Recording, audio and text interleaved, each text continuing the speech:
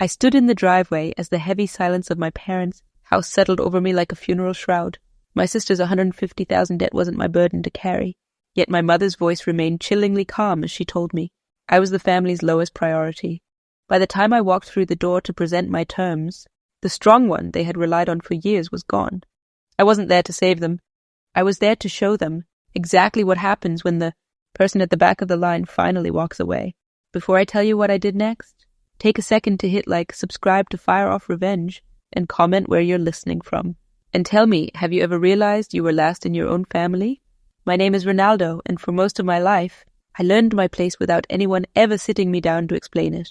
No speeches, no rules posted on the fridge. Just patterns. Quiet ones, the kind you only recognize after they've shaped you. I grew up in a house in Denver that looked ordinary from the outside. Trim lawn, neutral paint, family photos by the front door. But if you stood still long enough inside that house, you could feel how attention moved, how it flowed quickly toward one person, and how it slowed and thinned out before it ever reached me. My sister had a gravity I didn't. Conversations bent toward her. Plans were made around her schedule. When something went wrong, people rushed. When something went right, they celebrated loudly. I learned early that my role was different.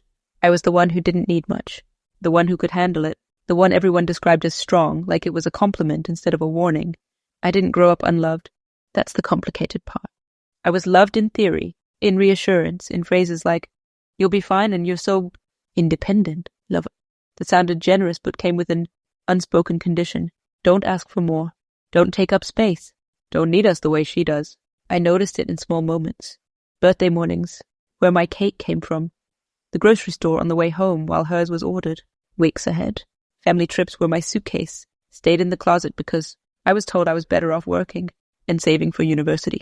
Graduation days where I took photos for everyone else and stood off to the side holding jackets, watching milestones happen without me in the frame. When I left for college at 18, no one cried at the airport. There wasn't an airport. Actually, just a quick hug in the driveway and a reminder to call when I got there.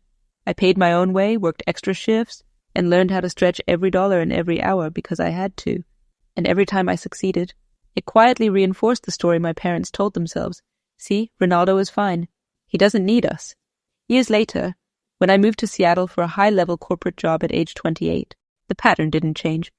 Phone calls were brief. Updates about my life were acknowledged, then redirected. How's work?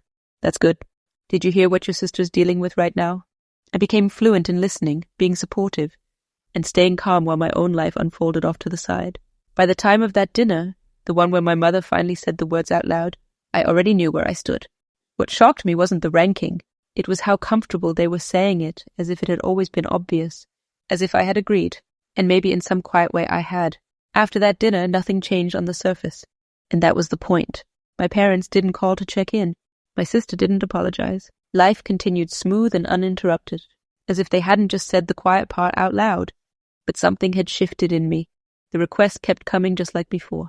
A text from my mom asking if I could wire some money just for a few small things. A casual mention of bills piling up, said lightly like a weather update.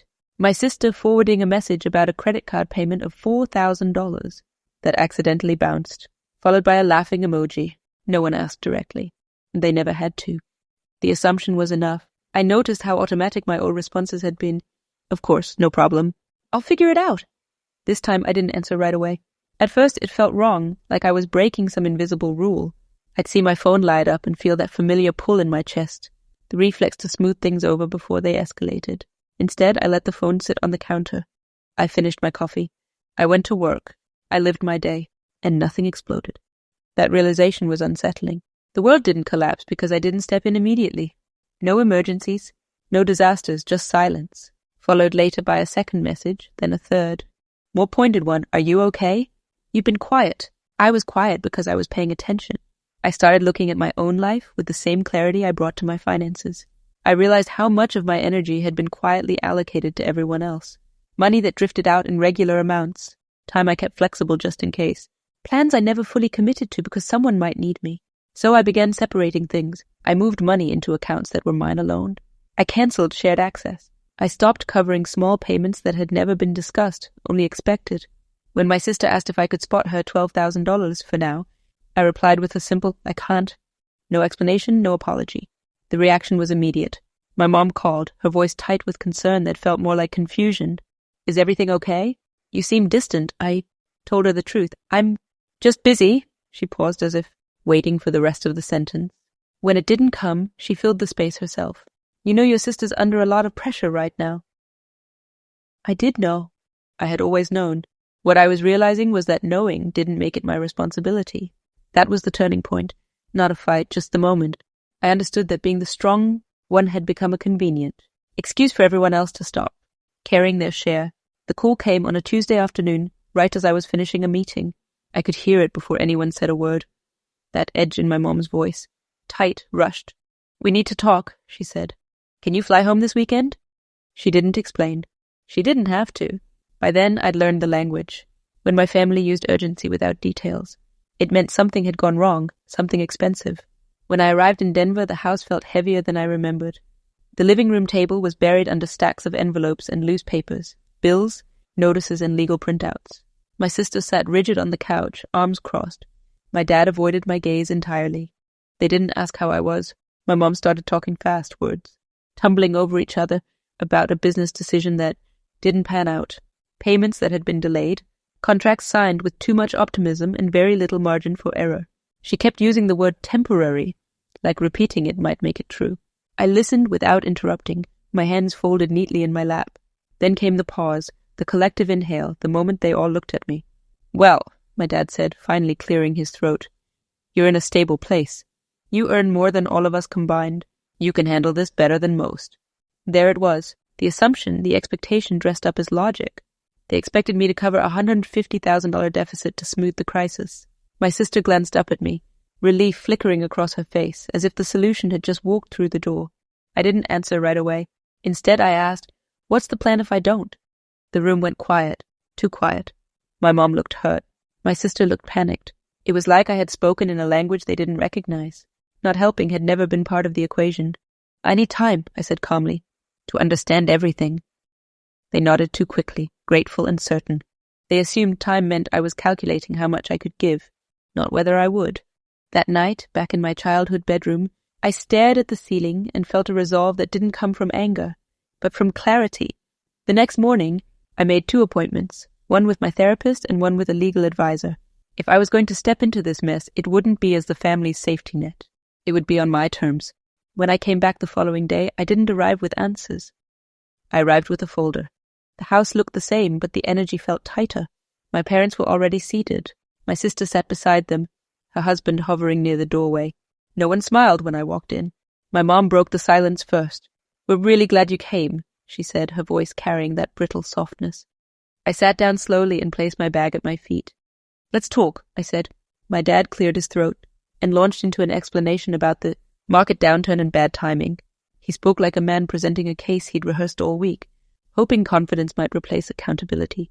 My sister nodded along, eyes glossy, occasionally adding a detail about the kids. Eventually, the words ran out. That's when my mom leaned forward. We just need $150,000 to get through this part. Once things stabilize. And after that, I asked, what's the plan? My dad frowned.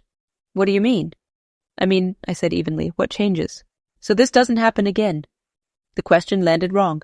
My mom's expression tightened. Ronaldo, this isn't the time to interrogate us. I nodded slowly. Then it's not the time for me to write a check. The room shifted. My sister sat up straighter.